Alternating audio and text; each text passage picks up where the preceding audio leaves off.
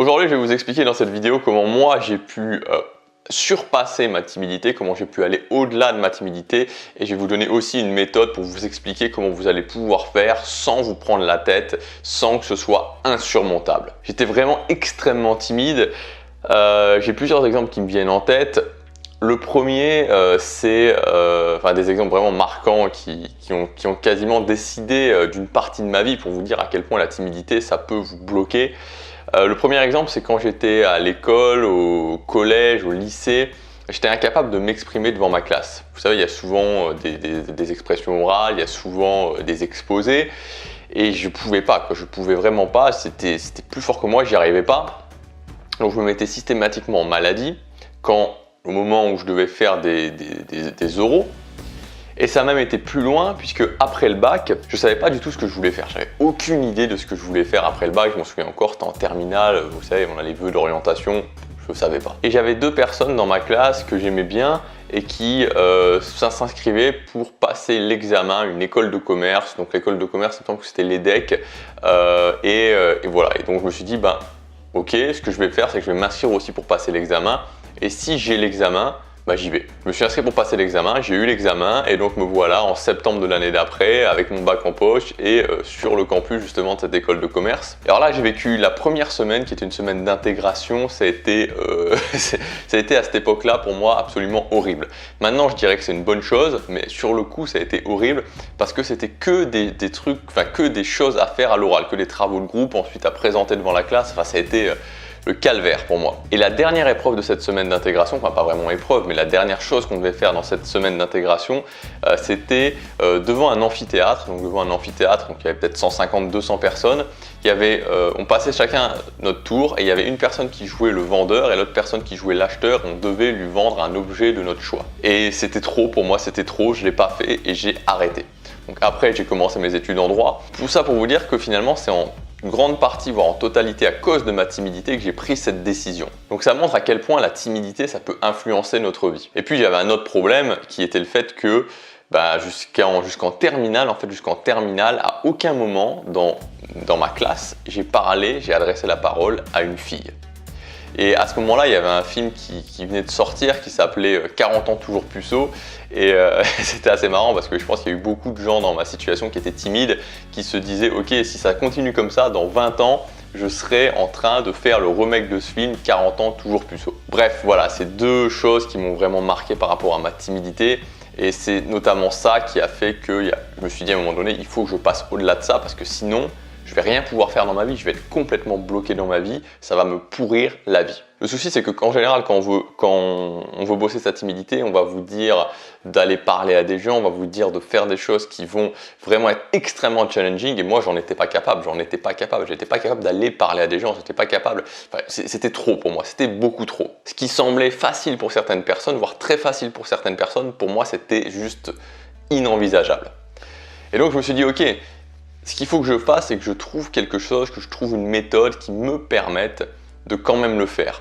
Je vais diviser le problème et c'est ça que je me suis dit à ce moment-là. Je me suis dit, ok, je vais diviser le problème, je vais suffisamment diviser le problème pour passer les étapes et pour être capable justement d'aller au-delà de cette timidité. Donc évidemment, entre ce que j'ai commencé à faire il y a plusieurs années et ce que je pense maintenant, ce que je fais actuellement, évidemment, il y a une évolution, il y a une grosse évolution. Et donc là, aujourd'hui, je vais vous partager les points principaux de cette méthode pour aller au-delà de votre timidité. Et l'idée, c'est pas de devenir la personne qui va monter sur les tables pendant une soirée. L'idée, c'est juste d'être à l'aise socialement, de gagner en assurance quand vous êtes avec les autres et que la timidité ne soit plus un handicap pour vous. Donc il y a plusieurs étapes. La première étape, ça va être de bosser, de travailler l'estime de soi. Comme je vous en parle dans la formation Vaincre la timidité, l'estime de soi pour moi, c'est la première étape vraiment à travailler quand on est bloqué par la timidité. L'estime de soi, c'est différent de la confiance en soi. L'estime de soi, c'est une sorte d'évaluation personnelle qu'on se donne par rapport à notre valeur. Elle est basée sur nous, sur notre impression personnelle. Elle est aussi basée sur l'effet miroir que nous renvoient les autres. C'est-à-dire que les autres nous voient d'une certaine façon et ça fait un miroir par rapport à nous. Et par rapport à cette vision qu'ont les autres de nous, ça nous donne aussi une indication sur notre valeur. Et donc, ça rentre en compte évidemment dans notre auto-évaluation, dans notre évaluation de notre estime de nous-mêmes. La bonne nouvelle avec l'estime de soi, c'est qu'on peut tout à fait la travailler sans même parler à personne. Ça, c'est ça qui est génial et c'est pour ça que c'est ce que je mets comme première étape pour bosser vraiment sur sa timidité. Deuxièmement, ça va être les capacités sociales, les capacités à parler. Donc là, c'est juste comprendre les dynamiques sociales et s'améliorer à ce niveau-là, s'améliorer sur le fait de parler à des gens. Donc là, l'idée, ça va être d'utiliser des hacks qui vont permettre justement de le faire plus facilement, qui vont permettre de le faire sans trop se challenger, sans que vous soyez vraiment complètement stressé. Et il y a des moyens, il y a des choses à faire justement pour pouvoir améliorer ses capacités sociales, améliorer ses capacités à parler petit à petit sans que ce soit trop difficile. Donc deuxième étape, améliorer ses capacités sociales. Troisième étape, ça va être la capacité à gérer des situations nouvelles.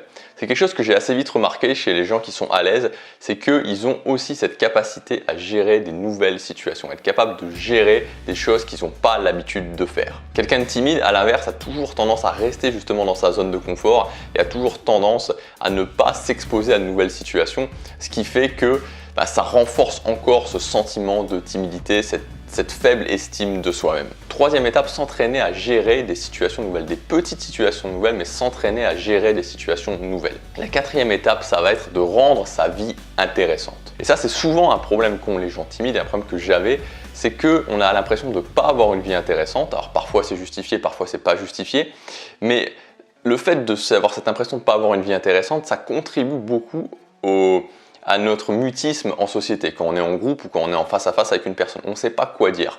On n'a pas l'impression d'avoir des éléments à aller chercher dans notre vie. Quand on booste ça, quand on booste ce côté « j'ai une vie intéressante », on va justement avoir des choses à dire. On va pouvoir aller chercher dans notre quotidien, chercher dans des éléments qu'on a dans notre vie pour pouvoir en parler. Donc il y a quelques éléments à mettre en place dans sa vie, quelques habitudes à mettre en place dans votre vie qui vont vous permettre justement d'augmenter largement c'est pas vraiment une capacité, mais d'augmenter ce domaine. J'ai une vie intéressante et je peux parler de ma vie, j'ai des choses à dire par rapport à ma vie et j'ai des choses à dire par rapport à ma vie qui vont aussi intéresser les autres, qui vont donner aux autres envie d'en savoir plus sur moi, qui vont donner envie aux autres de participer à ma vie. Et cinquièmement, c'est aussi de se dire quel est mon objectif par rapport à ma timidité. Parce que vous savez, les capacités sociales, ça peut être très ciblé.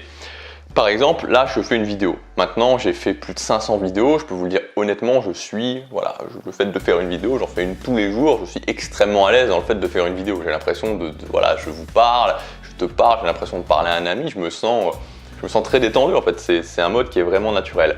Il y a 1 an et demi, quand j'ai commencé à faire des vidéos, enfin, c'était pas il y a 1 an et demi, c'était en 2015, donc il y a 2 ans, pardon. Il y a 2 ans, quand j'ai commencé à faire des vidéos, je me sentais pas du tout à l'aise. Je me souviens, j'ai mis en place l'appareil photo, j'étais là, je me disais, c'était même pas l'appareil photo, c'était mon smartphone à l'époque. Je me disais, ok, comment je fais, comment je me positionne, je me mets là, comment je parle, voilà, j'en savais rien, j'étais extrêmement stressé. Aujourd'hui, je suis à l'aise pour faire des vidéos. Si demain, je dois faire une conférence devant 500 personnes, je vais pas être à l'aise dans le fait de faire une conférence devant 500 personnes. Il va me falloir un petit temps d'adaptation. Il y a de fortes chances que première, deuxième, troisième, quatrième, cinquième conférence soit difficile. Ça me stresse. Donc je vous donne ces exemples-là pour vous expliquer tout simplement qu'il y a différents domaines. Il y a différents domaines et il faut que vous vous disiez, ok, je veux progresser, c'est-à-dire je veux être plus social, je veux avoir plus d'assurance avec les autres. Mais ce qui est intéressant aussi, c'est de sélectionner 1 ou 2 domaines où vous voulez vraiment performer.